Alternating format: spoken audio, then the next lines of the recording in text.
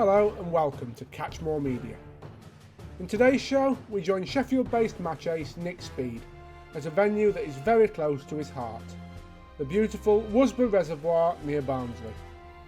Here, he explains the feeder tactics that have helped him to hundreds of match wins over recent years.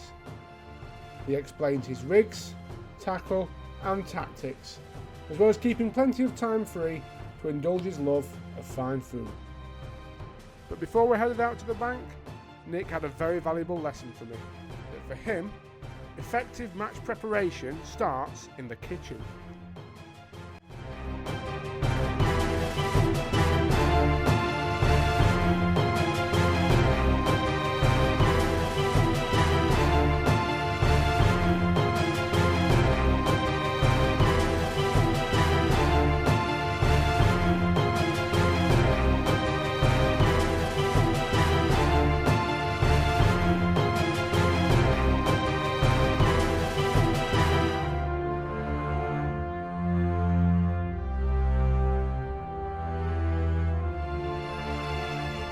Well, Nick, you've been fishing about an hour now and you've already had 2 pulls.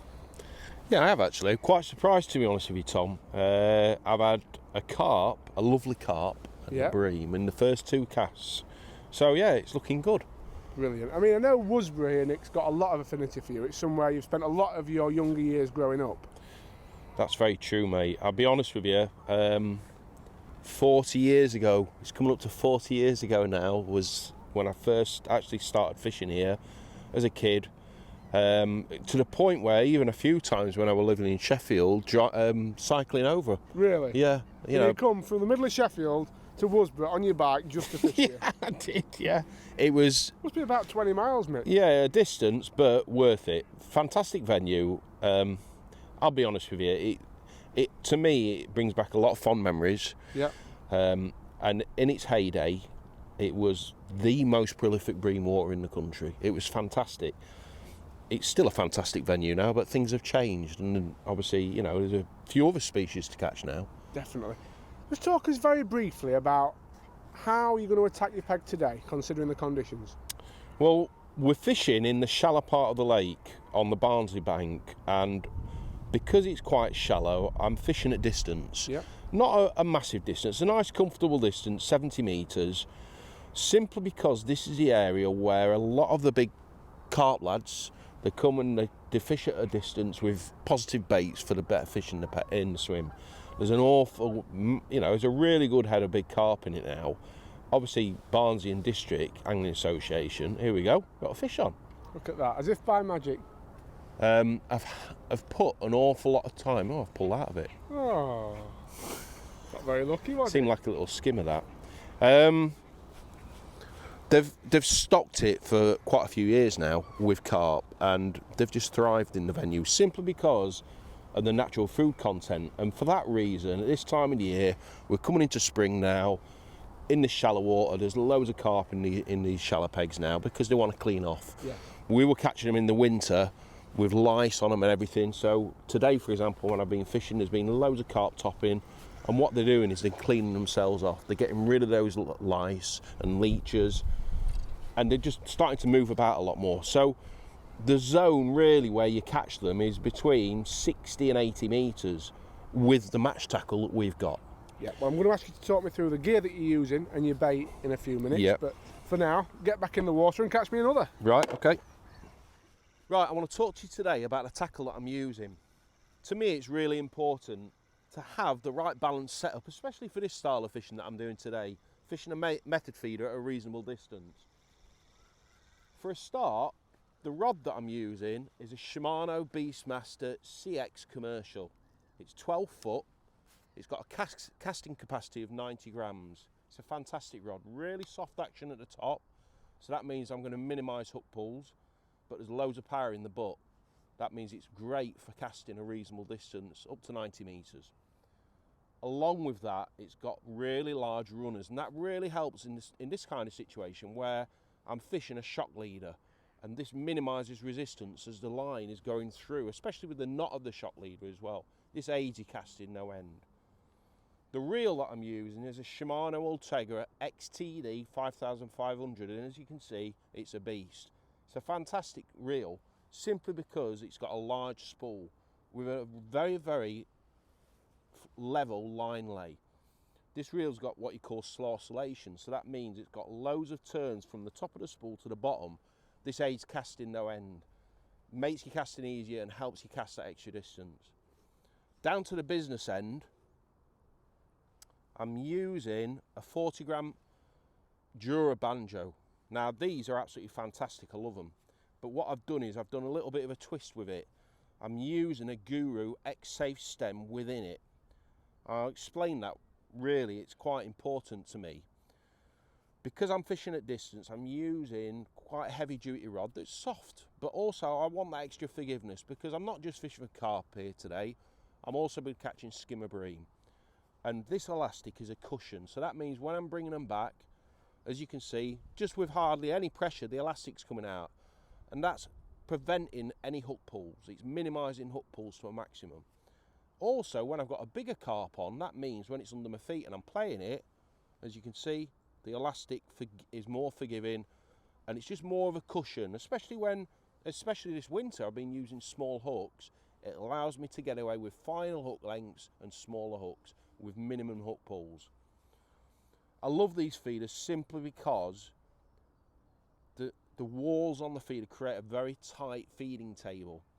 And especially when you're fishing at distance, what I've found is by using a feeder such as these, it minimises any bait coming off on the surface. So when I'm casting at a distance, I might only be casting 3 or 4 times in an hour, maybe even less.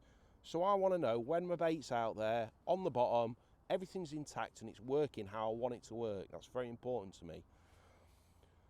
I'm using a 4-inch hook length, Shimano Aspire Silk Shot 016 to a Frenzy 14-20 18 hook. Now, it's actually quite a big hook this, it's about a 16, but I love them, they're fantastic hooks, Japanese wire, they stay very sharp and they're just the right shape for hair rigging. With a match mini boilie, a Dynamite Baits match mini boilie. To me, on this venue, I'm either, in the winter when it's been really cold, I've been using fluoro maggots, but now it's warming up, I've swapped to a boilie, a pink boilie. Whether it's fluoro maggots or boilies, I try and stick to one colour. I want to keep my fishing as simple as possible. I suppose it all bleeds back from confidence. I'm very confident with this colour, so I'm sat there knowing if I'm not getting a bite, that's not my problem. That's not my fault. I know that everything's intact and everything's working right, and when the fish do arrive in my swim, I'm not getting confused with myself, swapping different colours. I'm sticking to one colour that I know works. That's very important. So really, that's the setup. Very simple and very effective. Right, I want to talk to you today about what I'm using around the method feeder. For a start, let's talk about the ground bait. I'm using green swim stim, Dynamite green swim stim, and marine halibut. Now to me, these two mixed together are the most consistent mixes for method feeder fishing. I just love them, they're fantastic products. Wherever I go, winter or summer, these are the two that I rely upon. They're just brilliant. The green swim stim to me adds a bit of colour to the ground bait, a nice green tinge. You'll find a lot of the venues you go to, whether it's a commercial or where we are today at Worsborough Res, the water's got a green tinge, an algae green tinge, and that more or less turns your ground bait into a bit more of a camouflage for fish, so they feel safe to actually graze over there. To me, that's really important. The marine halibut is what it is. It's halibut pellets ground up. This to me adds a lot of base to the mix. It's a very, very heavy mixing ground bait. So when I want to bind ground bait around a method feeder, this is the body. I'd class this as a body ground bait. It adds weight and density. So when I'm fishing at a distance, I know that my bait is intact when it hits the bottom. It's keeping everything intact. It's fantastic. I love it. Full of attractants as well, full of really rich oils. Marine halibut oil, halibut pellets contain an awful lot of oil, and that's really good as the water temperature warms as well. Those oils extract out of the pellets and the ground bait and attracts fish into your swim. They work wonders. So what I'm going to do first of all is just really quickly show you how to mix these two products up. It's really simple. Now with all my ground baits, I want to measure. I want to more like a recipe. I want to keep things as simple as possible, but I want to measure everything out so I've got something to relay to maybe next time I go fishing, how much water I add, how much water I add to the percentage of ground bait, and that's very important to get the right consistency ground bait. So first of all, I'm going to get the green swim stim. Hello. Hello.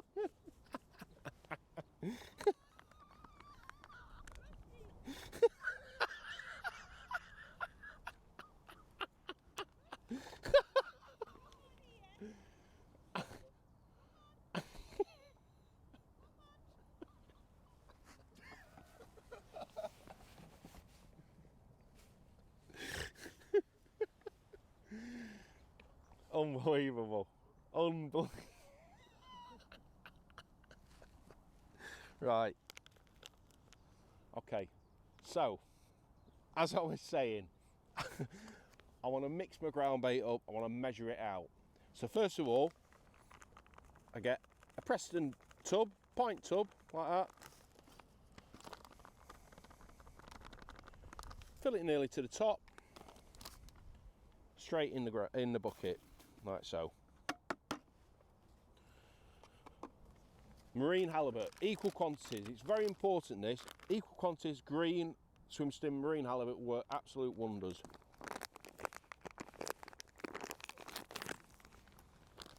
Do the same again, exactly the same amount.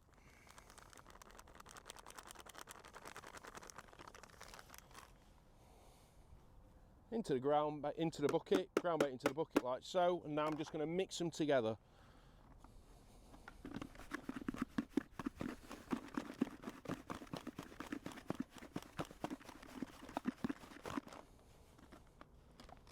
And then got it mixed evenly. You can see now it's got a lovely green tinge to it. So I'm going to add the water now. This is the important part. I've got my tub ready of water. I'm going to add a little bit of water at a time. What I want to do is over wet my ground bait just a little bit, so all the particles in the green swim stim and the marine halibut absorb that moisture. That's very important. What I don't want to be doing is throughout the day is actually adding water all the time to my ground bait. Get it mixed right at the start, and then you put a towel over it, forget about it, and it works for the rest of the day perfectly. It's always best to add a little bit of water to your ground bait a bit at a time, rather than adding too much and then making that mistake that you've over wetted it. So to me, what I do is when I get to my peg, wherever I'm on commercial or where we are today, the first thing I do before I do anything is get my ground bait ready. So that means it's got plenty of time to absorb that moisture. While I'm getting everything ready, I can do those fine-tune adjustments to it.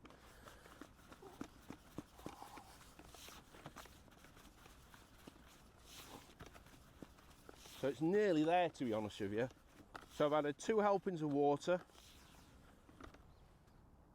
Give it a nice good squeeze and it binds together. But when I break it up, it's separating. That's really important. So it's more or less there. I might have to have a little bit more water, but what I'm going to do now is I'm going to riddle it, get rid of the lumps and get it all evenly mixed up, so all those lumps in there contain more moisture. Obviously that's why they're lumps. I want to mix it all back together. So onto a riddle.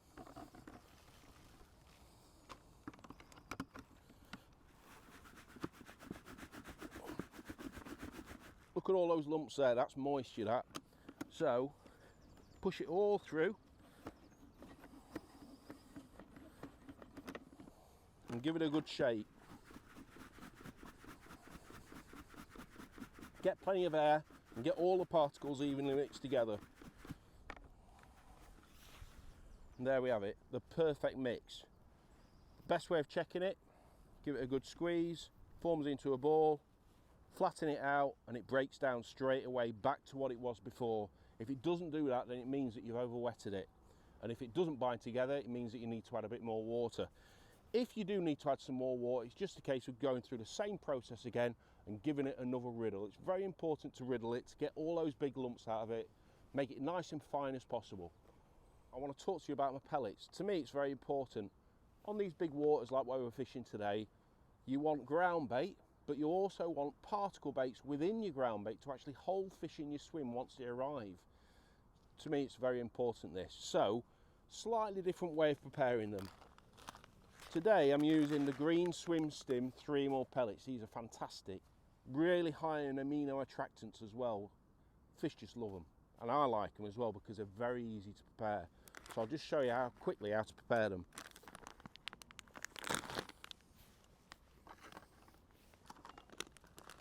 Put some in a tub.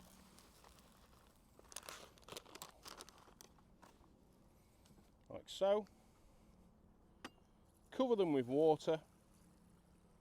And again, the same with my ground bait. The first thing I do is when I get to the bank, so I put my tackle down. I want to soak my pellets with, get them all ready nice in advance. So I'm going to leave them in for about a minute.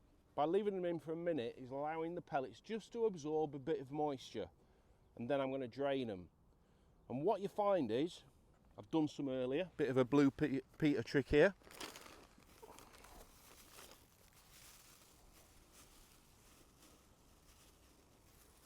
These are some that I've done already. These are 3mm pellets have expanded quite a bit, but they're spongy. So that means when I'm compressing them into a feeder, as that feeder's on the bottom, they're slowly expanding out. And as they expand out, they're raising all your bait up out of your feeder. And that's really important.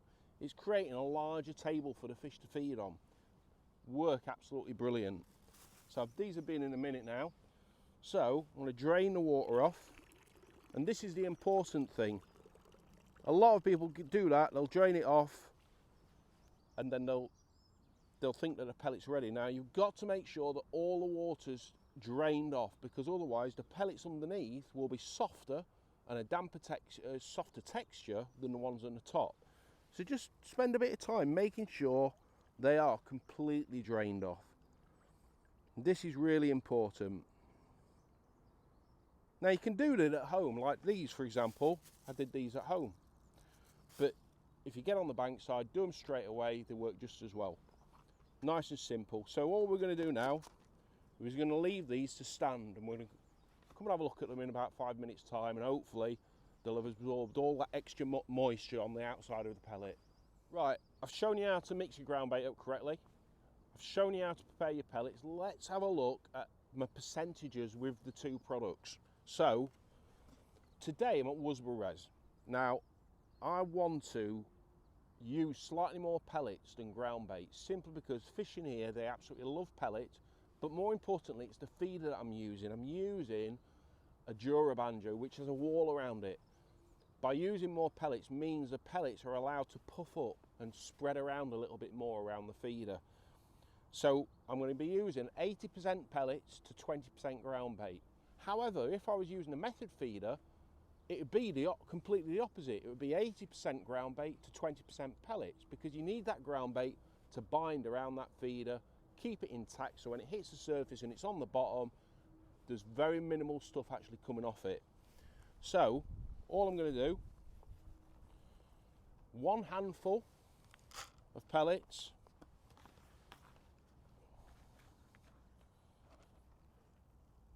to a sprinkling of ground bait. So in a way, all I'm doing is I'm coating the pellets.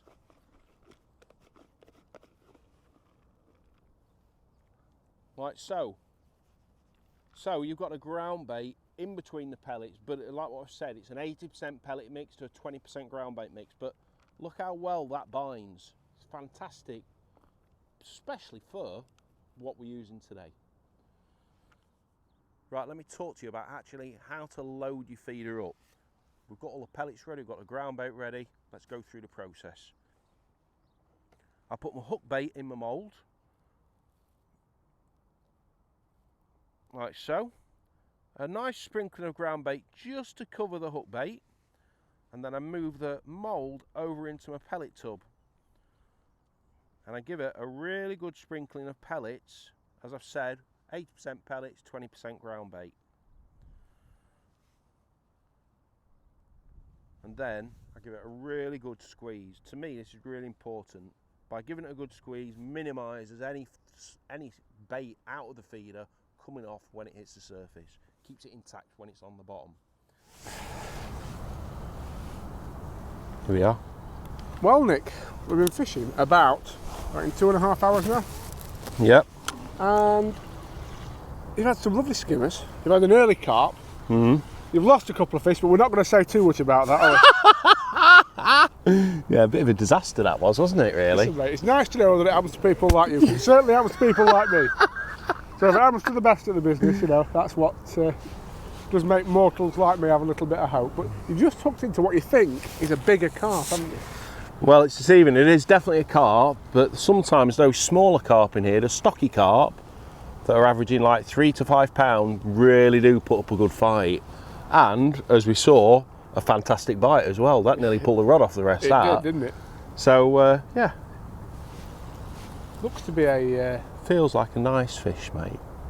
Definitely. Just have to keep my rod up here because there's a few snags. I did notice that. Is that one of the advantages of the longer rod as well? Obviously the casting, Yeah. but then you've got the control when you're playing fish, haven't you? Yeah, I mean, last week when I was on the other bank, I had to stand on my box because there's loads of, I don't know, tree stumps and twigs sticking out of the sill.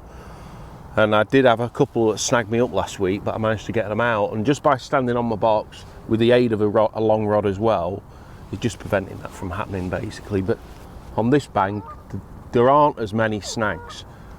So, but yeah, a long rod really does help in this kind of situation. Definitely.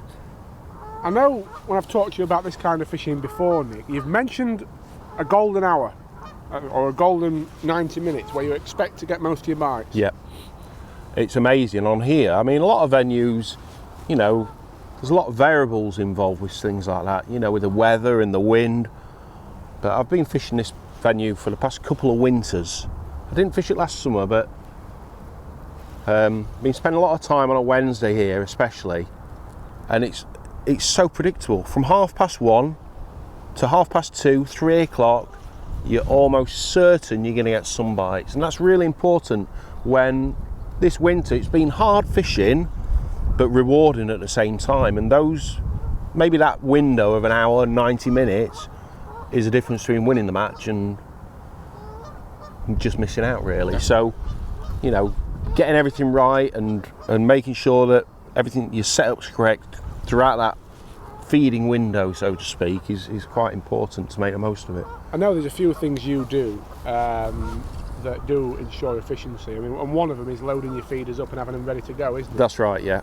I've got one loaded already, so that means if I land this fish, I can get straight back out and carry on fishing. I notice you're really taking your time now, because I'm not taking bait, but this is when people lose fishing. When it's round and a tip like this. Yeah, it's a stocky carp. But do you know what I love about these carp? They are in absolute pristine condition. And it just shows the water quality, the natural food content. What a lovely fish. It's just perfect for all species. Look at this. Oh. Look at that for a beautiful fish. You've got a leech on the inside of its mouth that I can see. Look at that. And they're lively as well, but look at the condition of that. Absolutely lovely, aren't they? Look at scale markings on it. To me, they do fantastic fish. These are 2 years old. Really? So just shows how much they grow with the amount of food content there is in here. Well, Nick, another nice bream to finish the day on. Yeah, I think it's been a lovely day's fishing, mate, to be honest with you. I think the beauty of it is just how easy it is for anybody to do it. A couple of bags of ground bait, a bag of pellets. You know, it's not perishable bait, you can keep it in your shed, and when you get a free day, come somewhere like Worsborough and this sport like this to be enjoyed, isn't it? You've hit the nail on the head, mate. It's a nice, relaxing day's fishing with one rod and a handful of bait, literally. And the rewards speak for themselves, really.